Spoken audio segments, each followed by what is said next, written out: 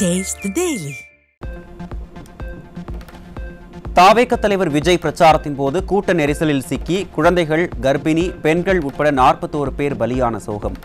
எங்கும் மரண ஓலங்கள் கேட்டதால் பெரும் சோகத்தில் உறைந்த கரூர் மக்கள்.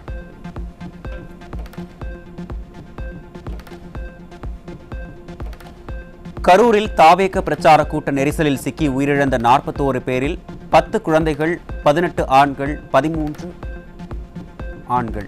தமிழக மக்களின் நெஞ்சை நொறுக்கிய கரூர் துயரச் சம்பவம்.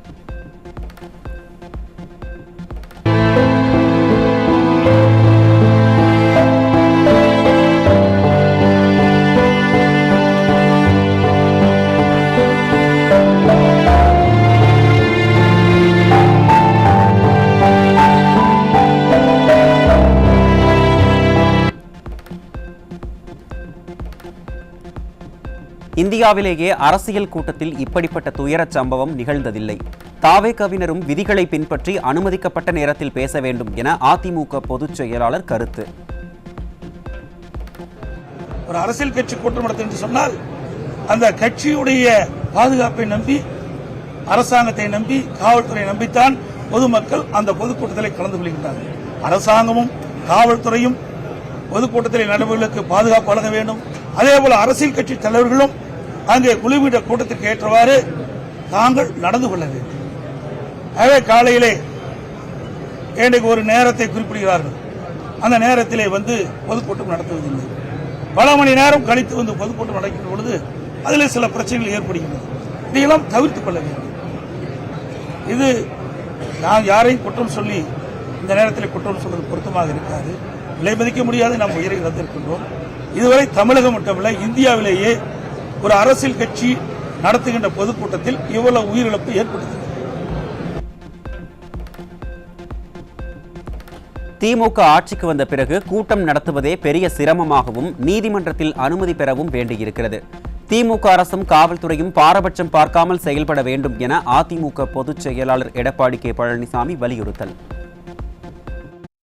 திராவிட முன்னேற்ற கழகம் ஆட்சிக்கு வந்த பிறகு கூட்டம் நடத்துவதே பெரிய சிரமம். நீதிமன்றத்திற்கு சென்றுதான், அந்த நீதிமன்றத்தின் மூலமாக அனுமதி பெற்றுதான் கூட்டம் நடத்த வேண்டிய சூழ்நிலை இருக்கின்றது. அப்படி கூட்டம் நடத்துகின்ற சூழ்நிலை இருக்கின்ற பொழுதும் நீதிமன்றம் முறையாக பாதுகாப்பு வழங்க வேண்டும் என்று உத்தரவு பிறப்பிக்கப்பட்டால் கூட இந்த அரசு, காவல்துறைகள் எதிர்க்கட்சி என்ற பார்வையில் முழுமையான பாதுகாப்பு கொடுப்பதில்லை. விஜய் பேசிக் கொண்டிருக்கும் போதே ஆம்புலன்ஸ்கள் வந்தது சந்தேகத்தை ஏற்படுத்துகிறது.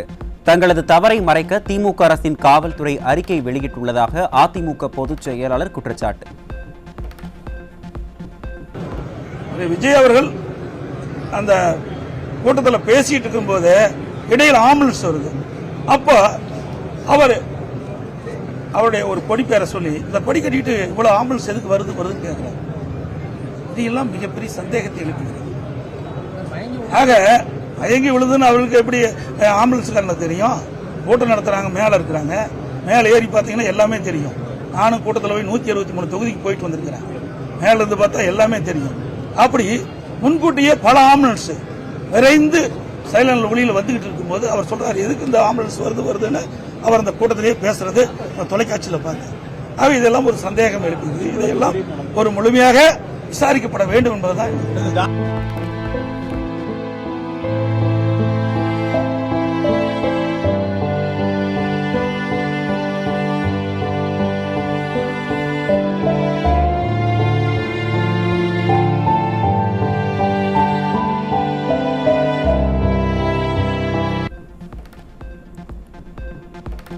கரூரில் குறுகலான சாலையில் பரப்புரை நடத்த தாவேகவினர் அனுமதி கேட்டதாகவும், எவ்வளவு பாதுகாப்பு போட்டாலும் தள்ளுமுள்ளு ஏற்படும் போது காவல்துறையால் என்ன செய்ய முடியும் என்றும் சட்டம் ஒழுங்கு ஏடிஜிபி டேவிட்சன் பேட்டி. விடுமுறை நாளில் சிறுவர்கள், பெண்கள் என பெரிய கூட்டம் திரளும் என தெரிந்தும் குறுகலான சாலையில் அனுமதி கொடுத்தது ஏன் என கேள்வி எழுப்பியுள்ள பொதுமக்கள், கூட்டத்தை கட்டுப்படுத்த முடியாத அளவிற்கு விடிய அரசின் ஏவல் துறை திறனற்று போய்விட்டதாகவும் ஆதங்கம்.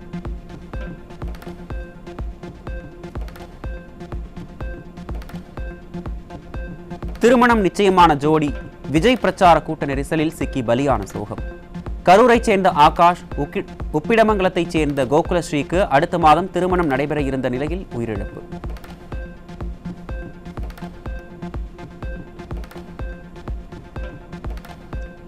விஜய் பிரச்சாரத்தின் போது கூட்ட நெரிசல் ஏற்பட்டு 41 பேர் உயிரிழந்ததற்கு காவல்துறையினரின் அலட்சியமே காரணம் என பொதுமக்கள் கருத்து.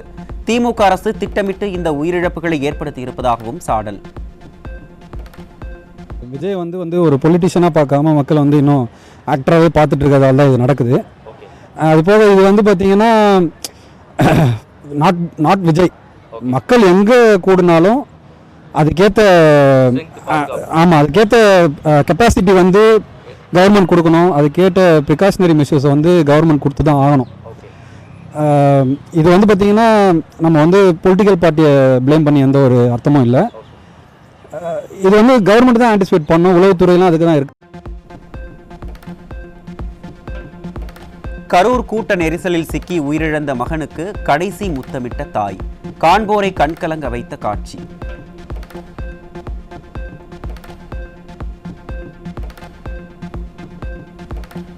தமிழகம் முழுவதும் இன்று ஒரு நாள் கடைகள் அடைக்கப்படும் என வணிகர்கள் அறிவிப்பு. கரூரில் கூட்ட நெரிசலில் சிக்கி உயிரிழந்தவர்களுக்கு இரங்கல் தெரிவிக்கும் விதமாக கடையடைப்பு கடைபிடிப்பு.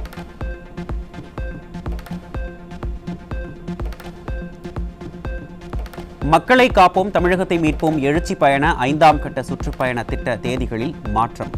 செப்டம்பர் 29, 30, அக்டோபர் 4ஆம் தேதிகளில் நாமக்கல், தருமபுரி மாவட்டங்களில் நடைபெறவிருந்த எழுச்சி பயணம் அக்டோபர் 2, 3, 6 ஆகிய தேதிகளுக்கு மாற்றம் செய்யப்பட்டுள்ளதாக தலைமைக் கழகம் அறிவிப்பு.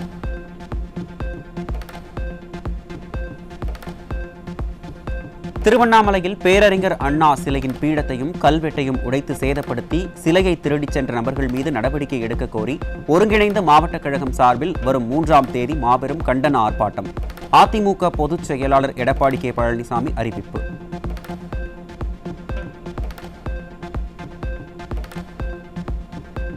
நக்சல்கள் ஆயுதங்களை கைவிடாவிட்டால் கடும் நடவடிக்கை எடுக்கப்படும். ஆயுதங்களை கீழே போடுங்கள், போலீசார் சுடமாட்டார்கள் எனவும் 2026 மார்ச்சுக்குள் நக்சல்கள் முற்றிலும் அழிக்கப்படுவார்கள் எனவும் மத்திய உள்துறை அமைச்சர் அமித்ஷா எச்சரிக்கை. மழை நிலவரம் தங்க விலை நிலவரம் போல் கொலை நிலவரத்தை எடுத்து பாலியல் வன்முறை நிலவரம். இன்றைய பாலியல் வன்முறை நிலவரம்.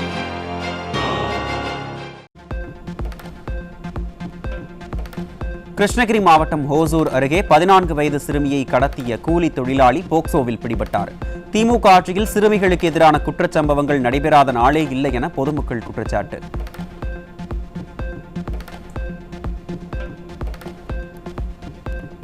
தருமபுரி மாவட்டம் காரிமங்கலம் அடுத்த மாட்லாம்பட்டியில் 17 வயது கல்லூரி மாணவியை திருமணம் செய்த இளைஞர் மீது போக்சோ வழக்கு பாய்ந்தது. அப்பா ஸ்டாலின் அரசின் மாவட்ட நிர்வாகம் மற்றும் சமூக நலத்துறையினரின் செயலற்ற தன்மையால் தமிழகத்தில் குழந்தை திருமணங்கள் பெருகி உள்ளதாக பொதுமக்கள் வேதனை.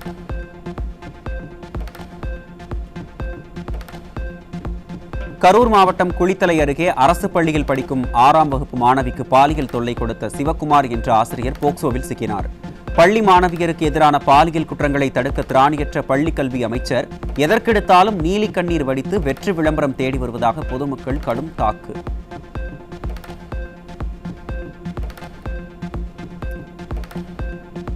திருப்பூரில் +2 மாணவியை காதலிப்பதாக ஆசை வார்த்தை கூறி ஏமாற்றி கர்ப்பமாகிய இளைஞர் போக்சோவின் கீழ் சிக்கினார்.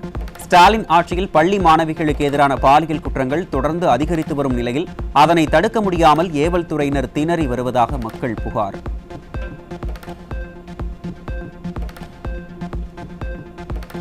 திருப்பூரில் தனது பெண் தோழியின் 17 வயதான மகளுக்கு பாலியல் தொல்லை கொடுத்த பனியன் தொழிலாளி போக்சோவில் சிக்கினார். அப்பா முதல்வர் ஆட்சியில் சட்டம் ஒழுங்கு சீரழிந்து அதள பாதாளத்திற்கு சென்றதற்கு இதுபோன்ற இழி சம்பவங்களே சாட்சி என மக்கள் கடும் குற்றச்சாட்டு.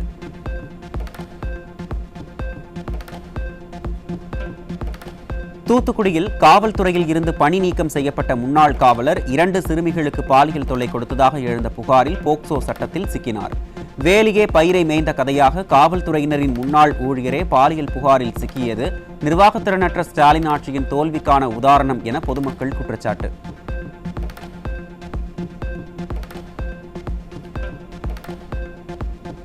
சென்னை மாம்பலம் பகுதியில் போதைப்பொருள் விற்பனையில் ஈடுபட்ட பட்டதாரி இளைஞர் சிக்கிய நிலையில் அவரிடமிருந்து மெத்தபெட்டமைன் LSD ஸ்டாம்புகள் பிடிபட்டது. விளம்பர திமுக ஆட்சி பொறுப்பேற்றதில் இருந்து சட்டம் ஒழுங்கு சீர்கெட்டதால் தமிழக இளைஞர்கள் போதையின் பிடியில் சிக்கி சீரழிவதாக பொதுமக்கள் குற்றச்சாட்டு.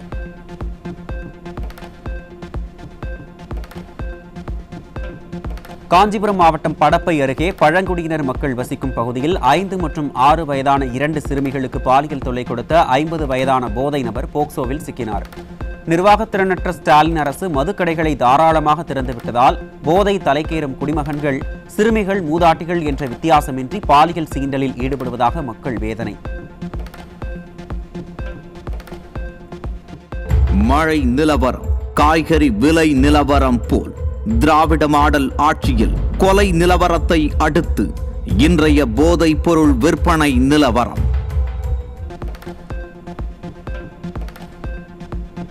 கள்ளக்குறிச்சியில் காரில் கஞ்சா கடத்தி சென்ற 4 பேர் பிடிபட்ட நிலையில் கஞ்சா, எடை மெஷின், அலுமினிய பைப் மற்றும் கார் ஆகியன சிக்கியது.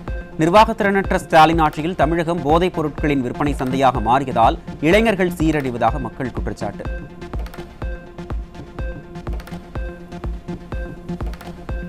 சென்னை கொடுங்கையூரில் கஞ்சா விற்பனை செய்த இளைஞர்கள் சிக்கினர். திறனற்ற ஸ்டாலின் ஆட்சியில் கஞ்சா விற்பனை தறிக்கேட்டு உள்ளதாக பொதுமக்கள் ஆவேசம்.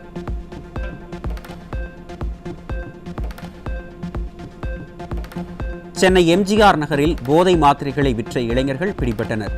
நாய் கடிக்கு மருந்து கிடைக்கிறதோ இல்லையோ, போதை மருந்து கிடைக்காத நாட்களே இல்லை என பொதுமக்கள் குற்றச்சாட்டு.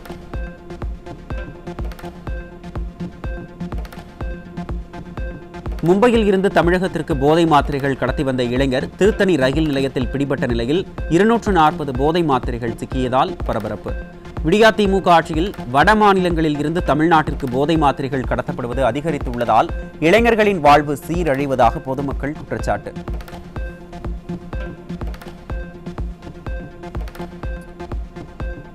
ஈரோடு ரயில் நிலையத்தின் வாயில் பகுதி அருகே இளைஞர்களை சீரழிக்கும் வகையில் கீழே கிடந்த 40 கஞ்சா சாக்லேட்டுகள் சிக்கியது. நிர்வாகத்திறனற்ற ஸ்டாலின் ஆட்சியில் ஏவல் துறையினரின் செயலிழந்த தன்மையால் போதைப் பொருள் கடத்தல் கன ஜோராக நடப்பதாக மக்கள் குற்றச்சாட்டு.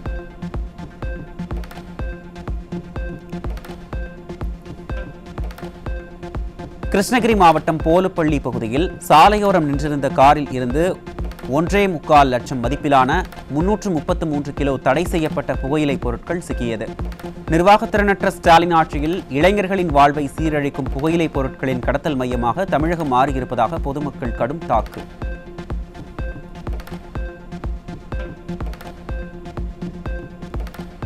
கடலூர் மாவட்டம் பெண்ணாடம் அருகே இளைஞர்களின் வாழ்க்கையை சீரழிக்கும் விதமாக கஞ்சா கடத்தியவர் பிடிபட்டார்.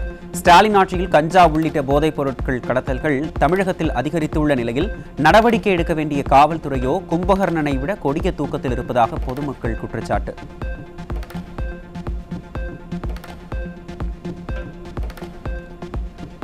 சேலம் மாவட்டம் கொங்கணாபுரம் அருகே கஞ்சா விற்பனையில் ஈடுபட்ட இளைஞர் 15 கிலோ கஞ்சாவுடன் சிக்கினார்.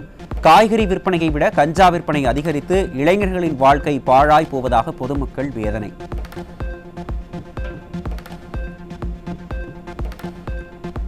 காஞ்சிபுரம் மாவட்டம் மதுரமங்கலம் பகுதியில் அரசு பள்ளி அருகே உள்ள கடையில் பாக்கெட் புகையிலை பொருட்கள் மற்றும் போதை பாக்குகளை வைத்திருந்த நபர் பிடிபட்டார். திறனற்ற திமுக அரசு போதைப் பொருட்களை தடுக்க தவறியுள்ளதால் தமிழகத்தில் திரும்பும் திசையெல்லாம் போதைப் பொருட்கள் விற்பனை அமோகமாக நடைபெறுவதாக மக்கள் குற்றச்சாட்டு.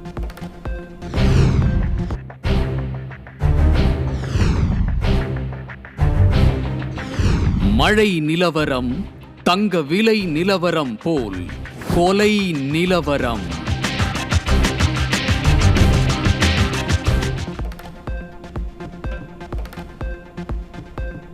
சேலம் மாவட்டம் ஏற்காடு வாழவந்தி ஆரம்ப சுகாதார நிலையம் அருகே வனப்பகுதியில் இளைஞர் அடித்து கொலை. அடர்ந்த வனப்பகுதியில் தலையில் பலத்த காயங்களுடன் சிவக்குமார் என்பவர் சடலமாக மீட்கப்பட்ட நிலையில் ஸ்டாலின் கொலைகள் நடைபெறாத நாளே இல்லை என மக்கள் காட்டம்.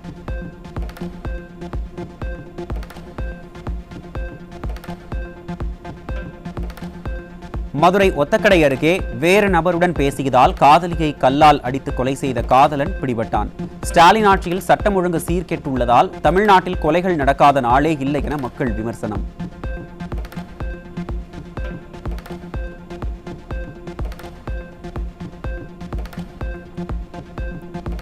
தேனி மாவட்டம் உத்தமபாளையத்தில் முன்விரோதம் காரணமாக இளைஞர் கழுத்தறுத்து கொலை. நிர்வாகத்திறனற்ற ஸ்டாலின் ஆட்சியில் மது போதையால் கொலை சம்பவங்கள் நாளுக்கு நாள் அதிகரித்து வருவதாக பொதுமக்கள் குற்றச்சாட்டு.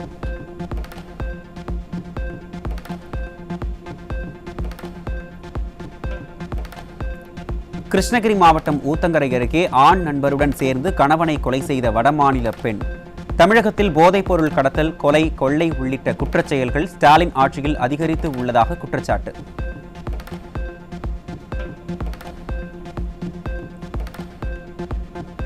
திண்டுக்கல் மாவட்டம் வேடசந்தூர் அருகே குடிபோதையில் தகராறு செய்த கணவனை இரும்பு கம்பியால் தாக்கி கொலை செய்து உடலை பெட்ரோல் ஊற்றி எரித்துவிட்டு மாயமானதாக நாடமாடிய மனைவி சிக்கினார். வீதியெங்கும் மதுக்கடைகளை திறந்து மக்களை குடிகாரர்களாக்கிய விடியா திமுக அரசால் குடும்பங்கள் சிதைவதுடன் சட்டம் ஒழுங்கு சந்தி சிரிக்கும் அவலம்.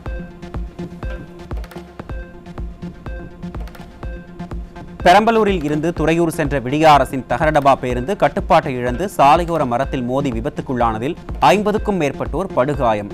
நிர்வாகத்திறனற்ற ஸ்டாலின் ஆட்சியில் அரசு பேருந்துகள் முறையாக பராமரிக்கப்படாததால் அடிக்கடி விபத்தில் சிக்கி பயணிகள் பாதிப்படைவது தொடர்கதையாகி வருவதாக மக்கள் குற்றச்சாட்டு.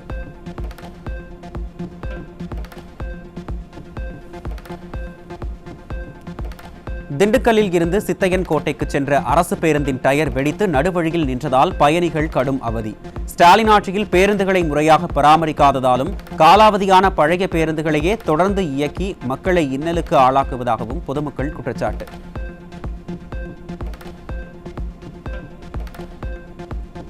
கடலூர் மாவட்டம் பன்ருட்டி அருகே விடியா அரசின் ஓட்டை உடைசல் அரசு பேருந்து ஓட்டுநரின் கட்டுப்பாட்டை இழந்து கரும்பு தோட்டத்தில் கவிழ்ந்து விபத்துக்குள்ளானதில் பெண் பயணி மற்றும் ஓட்டுநர் காயம். ஸ்டாலின் ஆட்சியில் அரசு பேருந்துகளை முறையாக பராமரிக்காததாலும் காலாவதியான பேருந்துகளையே தொடர்ந்து இயக்குவதாலும் நாள்தோறும் விபத்துக்குள்ளாகி வருவதாக பொதுமக்கள் குற்றச்சாட்டு.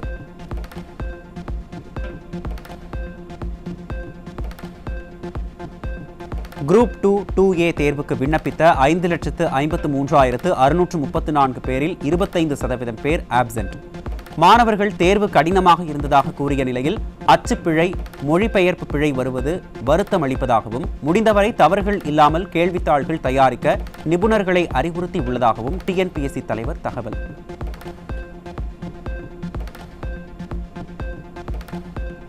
ஆண்டுக்கு 10 லட்சம் வேலை வாய்ப்புகள் என பெருமை பேசும் திராவிட மாடல் ஆட்சியில் வெறும் 645 காலி பணியிடங்களுக்கு நடத்தப்பட்ட டிஎன்பிஎஸ்சி குரூப் 2 தேர்வில் 5 லட்சத்துக்கும் மேற்பட்டோர் ஏன் போட்டியிடுகிறார்கள்?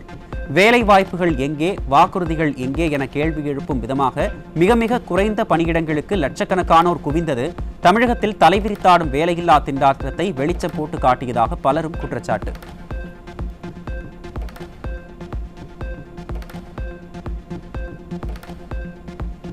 காஞ்சிபுரம் காமாட்சியம்மன் கோயிலில் 7ஆம் நாள் நவராத்திரி உற்சவத்தை முன்னிட்டு லட்சுமி சரஸ்வதி தேவியருடன் சிறப்பு அலங்காரத்தில் கோயில் வளாகத்தில் ஊர்வலமாக வந்து கொலு மண்டபத்தில் எழுந்தருளிய காமாட்சியம்மன். ஆயிரக்கணக்கான பக்தர்கள் குடும்பத்துடன் சுவாமி தரிசனம்.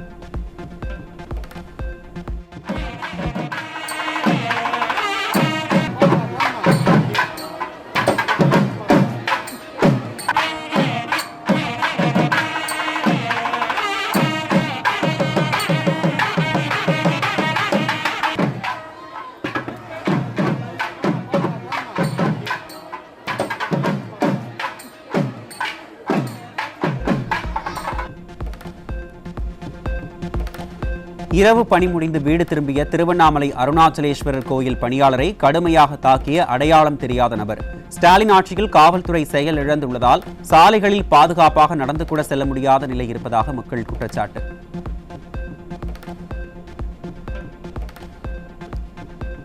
விருதுநகர் மாவட்டம் ராஜபாளையத்தில் மான் வேட்டை தொடர்பாக விசாரிக்க சென்ற வனத்துறை காவலரை கஞ்சா போதையில் இருந்த குற்றவாளி கட்டையால் தாக்கியதில் காவலரின் மண்டை உடைந்தது. ஸ்டாலின் மாடல் ஆட்சியில் கஞ்சா உள்ளிட்ட போதைப் பொருட்களை தடுக்க தவறியதால் காவலர்களுக்கே பாதுகாப்பற்ற சூழல் இருப்பதாக பொதுமக்கள் விமர்சனம்.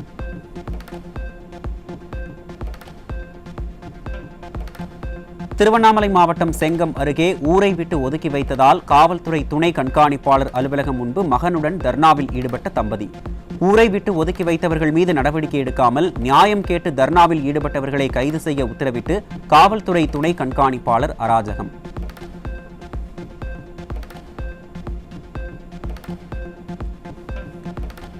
தூத்துக்குடி மாவட்டம் கோவில்பட்டியில் கடத்திச் செல்லப்பட இருந்த 22 மூட்டை ரேஷன் அரிசி பறிமுதல். அத்தியாவசிய பொருட்கள் முதல் ஆடம்பர பொருட்கள் வரை அச்சமின்றி கடத்தி வரும் கொள்ளையர்களை கோடீஸ்வரர்கள் ஆக்கியது மட்டுமே விடியா ஸ்டாலின் ஆட்சியின் சாதனை என பொதுமக்கள் கடும் சாடல்.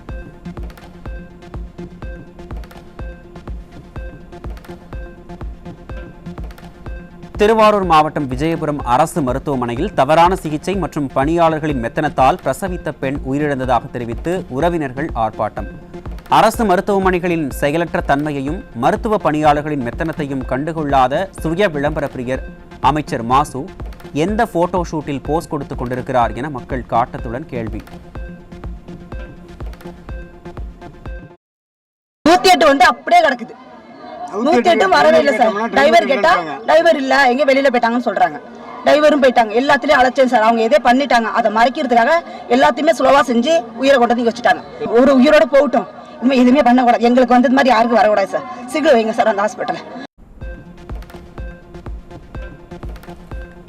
கடலூர் மாவட்டம் புவனகிரி அருகே பூச்சித்தேரி கிராமத்தில் உள்ள விவசாய நிலங்களில் மழைநீர் தேங்கியதால் நேரடி நெல் விதைப்பு வயல்களில் முளைத்துள்ள நாற்றுகள் அழுகும் அவல நிலை.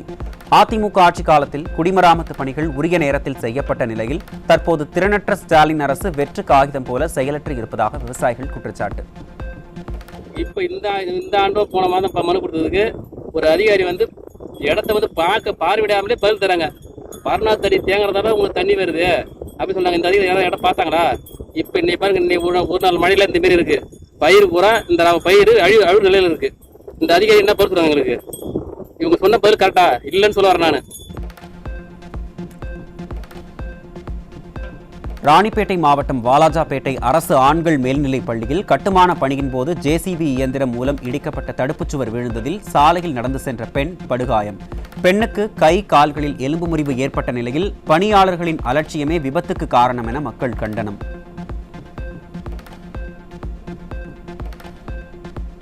விருதுநகர் மாவட்டம் திருச்சுழி அருகே தந்தை மற்றும் மகனை கடத்தி 20,000 ரூபாயை பறித்துச் சென்ற 4 பேர் பிடிபட்டனர். ஸ்டாலின் ஆட்சியில் காவல்துறை செயலிழந்துள்ளதால் கடத்தல் வழிப்பறி சம்பவங்கள் அதிகரித்துவிட்டதாக மக்கள் விமர்சனம்.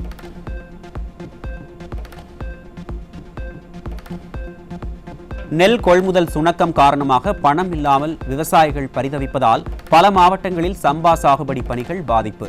சாகுபடியை அதிகரிக்க தேவையான உதவிகளை ஸ்டாலின் அரசின் வேளாண் துறை காலதாமதமின்றி வழங்க வேண்டும் எனவும் கூட்டுறவு துறையின் கடன்களை வழங்க முன்வர வேண்டும் எனவும் விவசாயிகள் கோரிக்கை.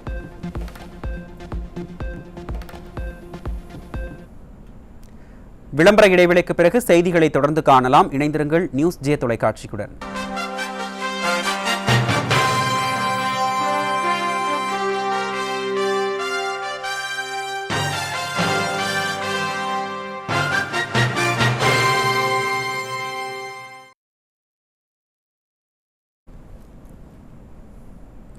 இத்துடன் இந்த செய்தி தொகுப்பு நிறைவு பெற்றது. அண்மை செய்திகளை தெரிந்து கொள்ள தொடர்ந்து இணைந்திருங்கள் நியூஸ் ஜே தொலைக்காட்சியுடன்.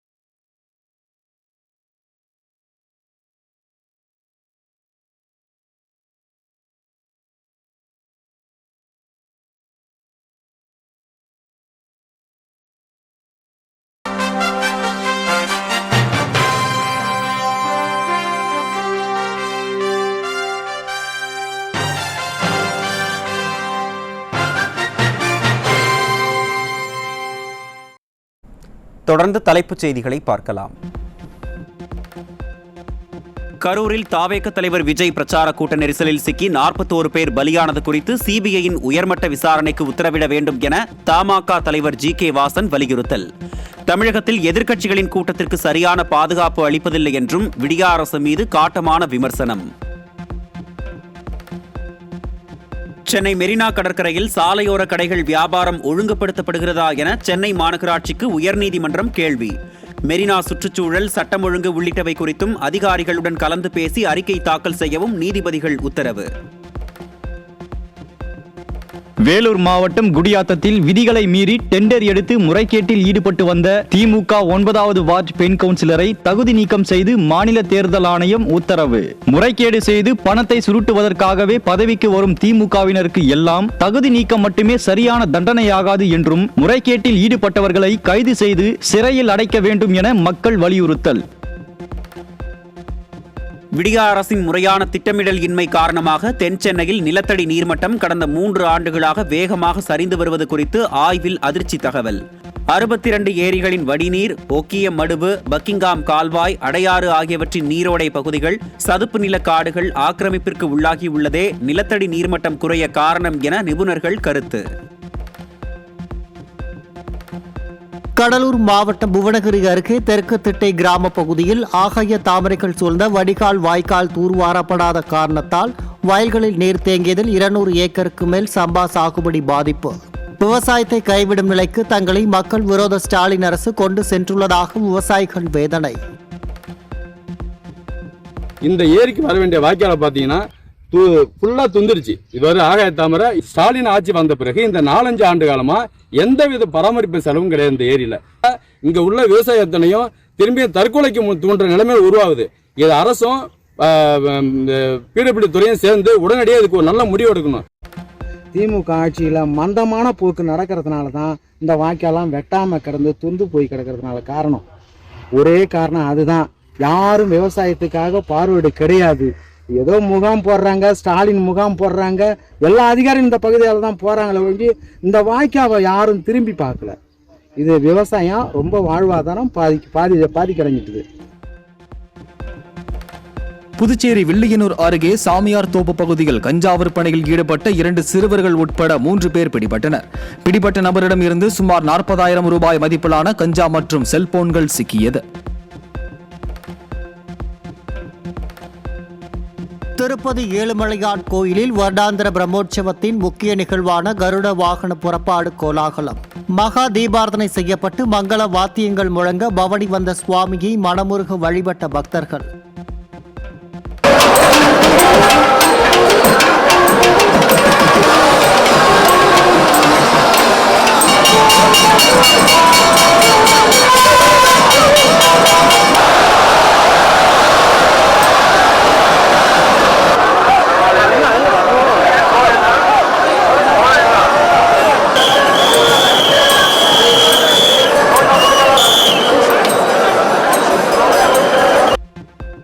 தமிழகத்தில் உள்ள 26 தனியார் மருத்துவக் கல்லூரிகளில் பெரும்பாலானவற்றில் மாணவர்களிடம் ஆண்டுதோறும் 3 லட்சம் ரூபாய்க்கு மேல் கட்டாய வசூல் செய்யப்படுவதாக பரபரப்பு புகார். கல்லூரி கட்டணம் 13.5 லட்சம் ரூபாயில் இருந்து 15 லட்சம் ரூபாயாக உயர்த்தப்பட்டும் நன்கொடை என்ற பெயரில் பெற்றோரிடம் கட்டாய வசூல் செய்வதாகவும் இது தொடர்பாக விடிய அரசு நடவடிக்கை எடுக்காமல் இருப்பதாகவும் குற்றச்சாட்டு. சத்தீஸ்கரில் ஒவ்வொருவர் தலைக்கும் லட்சக்கணக்கில் விலை நிர்ணயிக்கப்பட்டு தேடப்பட்டு வந்த 3 நக்சலைட்டுகள் பாதுகாப்பு படையினரால் சுட்டுக் கொலை. ஒரு பெண் நக்சலைட் உட்பட 3 நக்சலைட்டுகள் வனப்பகுதியில் சுற்றி வளைக்கப்பட்டு சுட்டு வீழ்த்தப்பட்டனர்.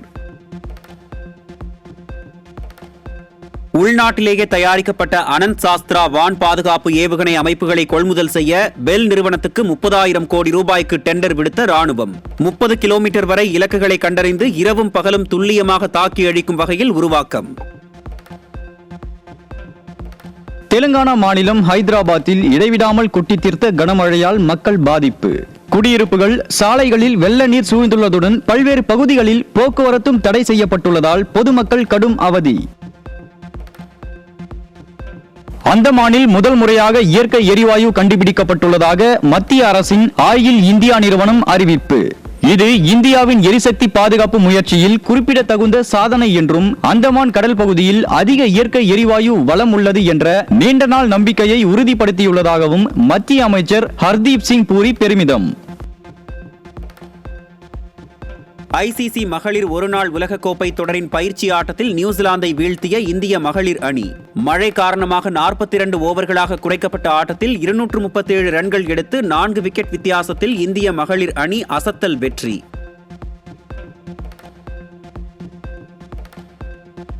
துபாயில் நடைபெற்ற ஆசிய கோப்பை கிரிக்கெட் போட்டியில் பாகிஸ்தானை வீழ்த்தி இந்திய அணி அபார வெற்றி. இறுதிப் போட்டியில் முதலில் விளையாடிய பாகிஸ்தான் அணி 146 ரன்களுக்கு ஆட்டமிழந்த நிலையில் இந்திய அணி 19.4 ஓவர்களிலேயே வெறும் 5 விக்கெட்டுகளை மட்டுமே இழந்து 150 எடுத்து வெற்றி பெற்று கோப்பையை வென்று அசத்தல்.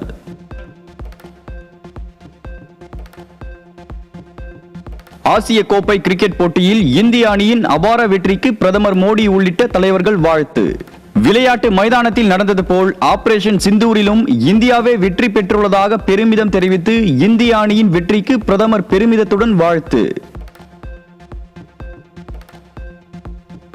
தொடர்ந்து அணு ஆயுதங்களை தயாரித்து வருவதாக கூறி ஈரான் மீது மீண்டும் பொருளாதார தடை விதித்த ஐநா பாதுகாப்பு கவுன்சில் கூட்டத்தில் அமெரிக்கா உள்ளிட்ட 9 நாடுகள் ஈரானுக்கு எதிராக வாக்களித்த நிலையில் ஈரான் மீதான பொருளாதார தடைகள் மீண்டும் நடைமுறைக்கு வந்தது.